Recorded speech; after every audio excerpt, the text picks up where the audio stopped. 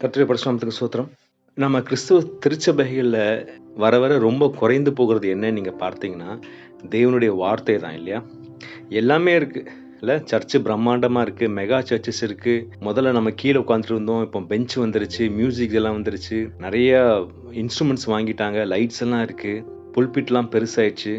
ஆட்டம், bottom, கொண்டாட்டம் எல்லாமே இருக்கு. ஆனா தேவனுடைய வார்த்தை இல்லங்க. தேவனுடைய வார்த்தை இருந்தா தான் ஒரு மனுஷன வந்து நல்வழிப்படுத்தும்.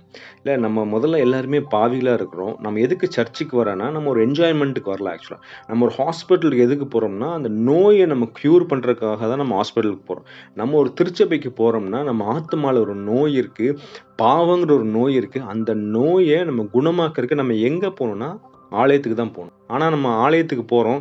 எப்படி போறோமோ அப்படியே திரும்பி வரோம். நேத்து எப்படி இருந்தோமோ, அதே மாரி தான் இன்னைக்கு இருக்கிறோம். நம்ம கிறிஸ்தவ வாழ்க்கையில தேவனை நோக்கி நம்ம எந்த ஸ்டெப்புமே வைக்கல. ஏன்னா, நம்ம இருட்டுல நடந்து கொண்டிருக்கிறோம். அதுக்காக தான் நம்ம ஆலயத்துல போறோம். ஆலயத்துல போனா எனக்கு ஒரு வசனம் கிடைக்கும்.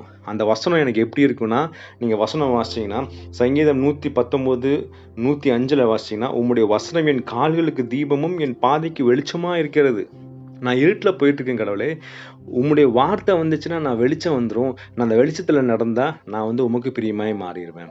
என் பாதைக்கு தீபமா இருக்கு. ஆனா நம்ம சர்ச்சுக்கு போறோம், இருட்டோட போறோம், அதே இருட்டுல திரும்பி வரோம்.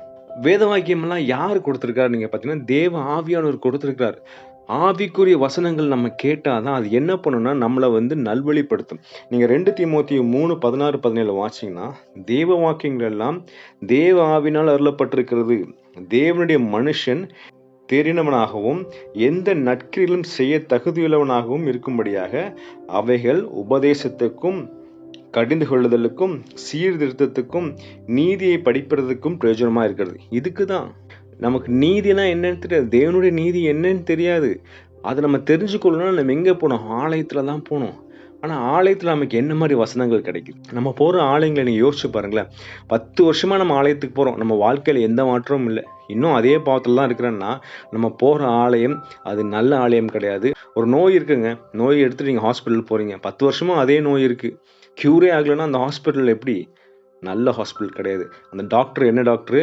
நல்ல டாக்டர் கிடையாது. அப்ப நம்ம என்ன பண்ணணும்னா, நல்ல டாக்டர்ட்ட போணும். இல்ல நல்ல போதகன் இடத்துல போணும். அந்த வசனம் என்ன பண்ணும்னா, நம்ம ஆத்மாவையும், ஆவியும் பிரிக்குமா. நம்ம வந்து உலக பிரகாரமா ஆத்மா என்ன பண்ணும்னா, நெறைய நேரம் மாம்சத்துக்குரிய காரியங்கள் சிந்திச்சுட்டே இருக்கும். மனுஷனுக்குரிய காரியங்கள் சிந்திச்சு கொண்டே இருக்கும். அந்த மாரி இருக்கிறோமா? இல்ல ஆவிக்குரிய காரியங்கள் சிந்தித்துட்டு இருக்கிறோமா? ஏன் ஒரு பாவம் இருக்கு. அந்த பாவத்த விட்டு வெளிவரணும்னு சொல்லி எனக்கு அந்த வாஞ்சை இருக்கா? ஆவியானவர் சொல்லும்போது எனக்கு அந்த குத்தல் இருக்கா? இல்ல இந்த பாவம்லாம் ஓகே.